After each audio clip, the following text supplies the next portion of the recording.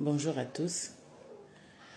J'aimerais juste attirer un peu l'attention ici sur nos frères, nos sœurs qui ne veulent rien faire de leur journée.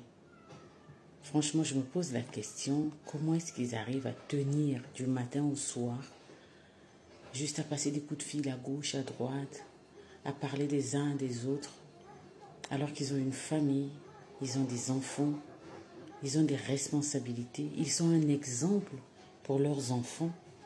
Mais ils arrivent à passer toute la journée chez eux, assis, et attendre que l'aide vienne de son conjoint ou de sa compagne. C'est quand même bizarre. C'est vraiment bizarre, moi, je trouve. Je sais pas vous, mais quand on a été à l'école, on a été élevé dans une famille où on voyait papa sortir le matin, où on voyait maman se débrouiller même au marché pour vendre, pour apporter sa pierre à l'édifice, pour aider, pour être un exemple pour ses enfants. On a vu des enfants de femmes qui vendaient au marché réussir parce qu'ils se sont dit non, ce que papa a fait pour moi ou ce que maman a fait pour moi, je dois être capable de faire plus.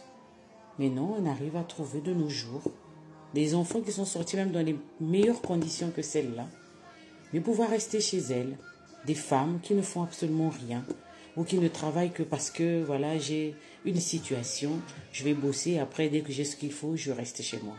Mais non, l'exemple pour tes enfants, quel exemple tu donnes?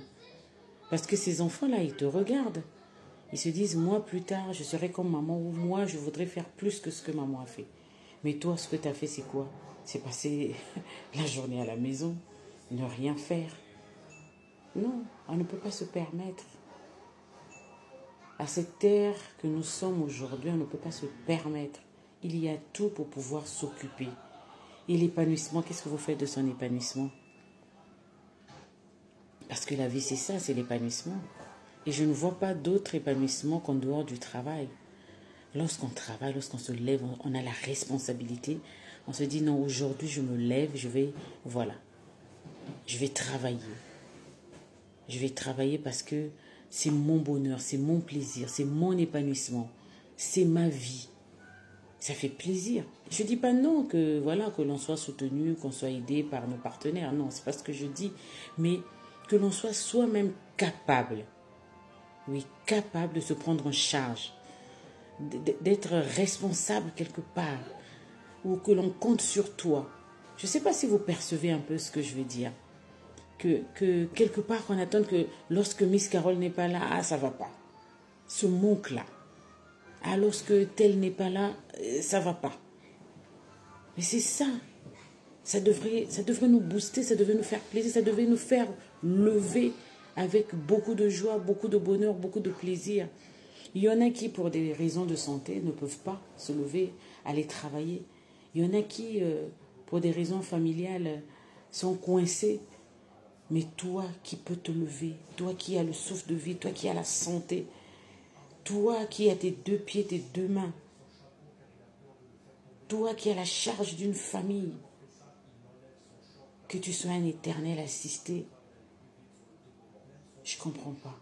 Moi, je voudrais bien qu'on m'explique. Je ne comprends pas. Donc, mon message, c'est que nous sommes responsables. Nous avons eu des enfants, que ça soit biologique ou non biologique, que nous élevons. Nous avons des nièces, nous avons de la famille, nous avons des neveux, nous avons des cadets, nous avons des grands frères qui attendent, qui cherchent des exemples à suivre. Et je ne pense pas que toi qui restes à la maison ou toi qui travailles occasionnellement pour une raison ou qu'une autre, que tu sois un exemple à suivre. Je voudrais qu'on soit des modèles, mais des vrais modèles. Je veux ici passer le message pour qu'on apprenne à travailler avec plaisir. Que ça ne soit pas une contrainte, mais que ça soit un plaisir. Que ça soit, que l'on veuille faire plus que ce qu'on attend de nous. Que l'on soit intéressé, que l'on aime ce que l'on fait. Que l'on prenne du plaisir à aller travailler. Parce que c'est ça un être humain. On apprend, on grandit, on met au monde, on encadre, On est des miroirs. Il y a des enfants qui se mirent sur nous. Ah, moi, demain, j'aimerais être comme ma mère. Ah non, demain, moi, je voudrais être plus que ce que maman a fait. Ah, moi, vraiment, ce que papa fait, c'est intéressant, mais je voudrais un peu plus. C'est ça, on doit les booster.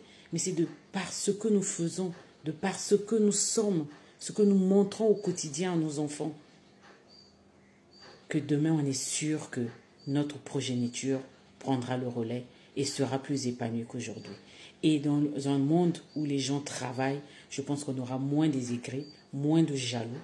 Oui.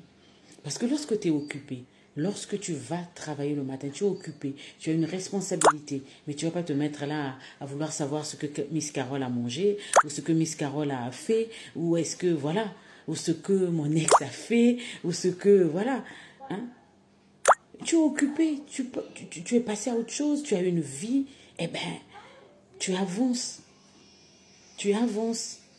Tu es un exemple. Donc, je ne veux pas vous saouler, je ne veux pas vous embêter. C'était juste ça. Miss Carole a pensé à ça ce matin et je me suis dit que je voulais bien partager ça avec vous.